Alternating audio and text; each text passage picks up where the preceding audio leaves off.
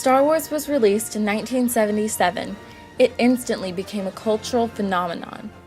General audiences were captivated by the engaging and dimensional characters, flawless storytelling, and revolutionary special effects. However, Star Wars not only satisfied the mainstream public, it also pleased the critics. In fact, the first installment of the Star Wars saga was so widely acclaimed, it received 10 nominations and 6 wins at the 50th Annual Academy Awards. Within the next 6 years, 2 sequels were released, The Empire Strikes Back and Return of the Jedi. These movies continued the story beautifully and were also regarded as cinematic masterpieces. Roughly 16 years later, the Lucasfilm production studio released the first of 3 episodes that were intended to establish the backstory to Star Wars, specifically the origin of Darth Vader. This feature film was entitled The Phantom Menace.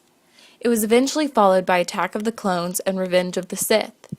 And while these films grossed a total of over $2.5 billion, the critical reception was less than positive.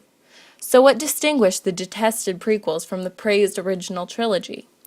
The basic answer involves the central aspects of the films, including the characters, plot, and visuals, which we will attempt to analyze in this educational video.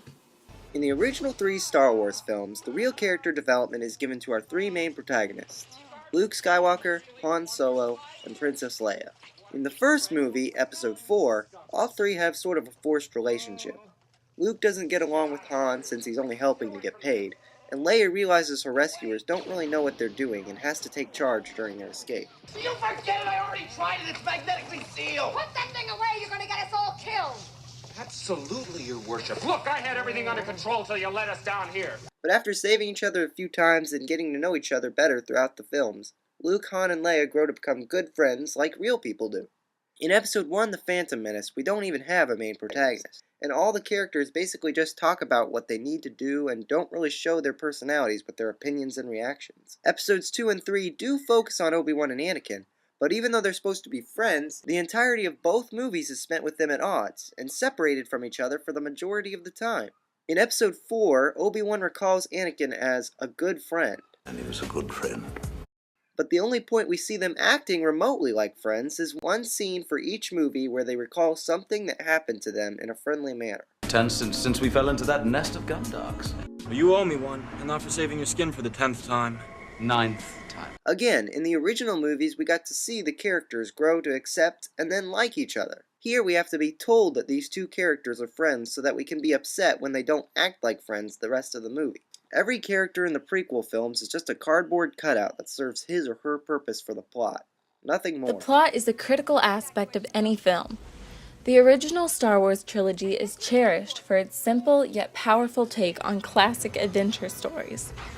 Referring to the characters, Star Wars incorporated the perfect amount of archetypes and innovation. The story had a clear objective, which was to destroy the Death Star. The drama was a consequence of the Rebel Alliance's attempts to achieve this goal and the resistance from the Galactic Empire. Additionally, the Rebels' mission involved great stakes. If their venture failed, it would mean the total annihilation of the planet of Endor. However, when our heroes eventually do succeed, the audience feels a sense of victory, since we have been emotionally invested in the characters and actually want them to triumph. I could prattle on incessantly about the incoherent plot of the prequels, but I'll try to make this brief. The prequels contain numerous subplots, which often have little effect on the ultimate conclusion of the story. The entire storyline is so confused and unclear that the audience is generally unaware as to what is happening. The events occurring on screen, despite their extraordinary special effects, often consist purely of filler. In essence, the action is frequently pointless and the political dialogue is wholly uninteresting. Now, lightsaber duels and space battles aren't typically aspects to observe in any other movie, but they're the core action in the Star Wars movies since either one or both of them make up the finale of each film. So let's talk about space battles first. In the original movies, the battles were cool and intense, and often had a specific goal in mind other than just shooting bad guy ships. In Episode 4, the X-Wings need to cover each other so one of them can get close enough to the Death Star's exhaust port so they can shoot a photon torpedo in it and destroy it.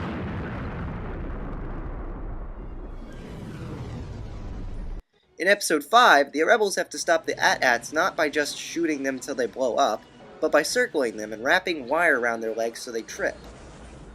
Yeah, in Episode 6, the goal was pretty much the same as in Episode 4 with the space battle, but we had two other situations at the same time, and at least we knew what was happening. Episode 1, we have one ship run an entire blockade to escape Naboo.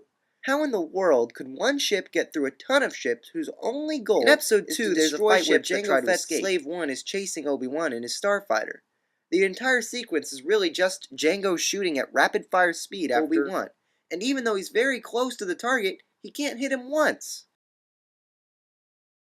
Finally, in Episode 3, we have Obi-Wan and Anakin flying to get to the villainous General Grievous's ship. But there's so many ships all over the screen, we're not even completely sure which one is his. There's so many plot holes and inconsistencies about the rules of the prequels that we lose our investment in them.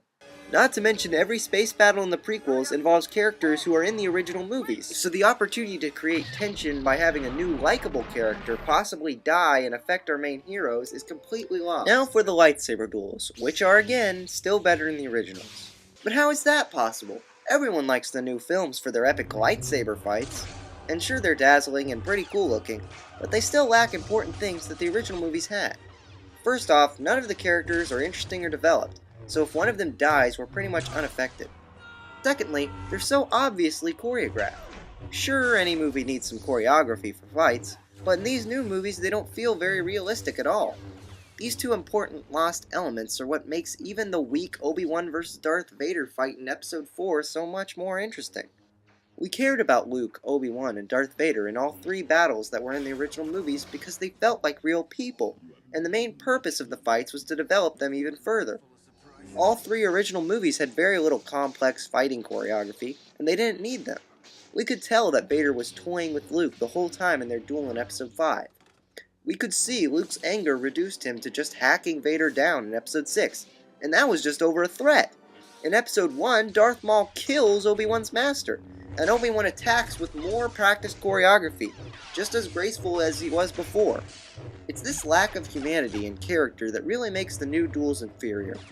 They may look cooler and have better action, but they only serve to distract from the sloppy story instead of serving it with developing the characters. In conclusion, the original Star Wars trilogy created an enduring legacy due to its cinematic brilliance, while memories of the prequels are typically accompanied by overwhelming feelings of discontentment. In 2010, the Library of Congress inducted The Empire Strikes Back into the National Film Registry so that it might be preserved.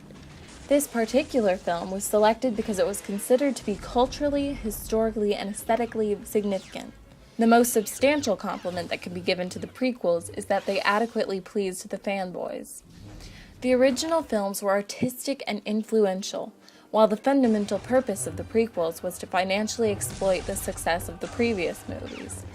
In that particular area, it succeeded perfectly.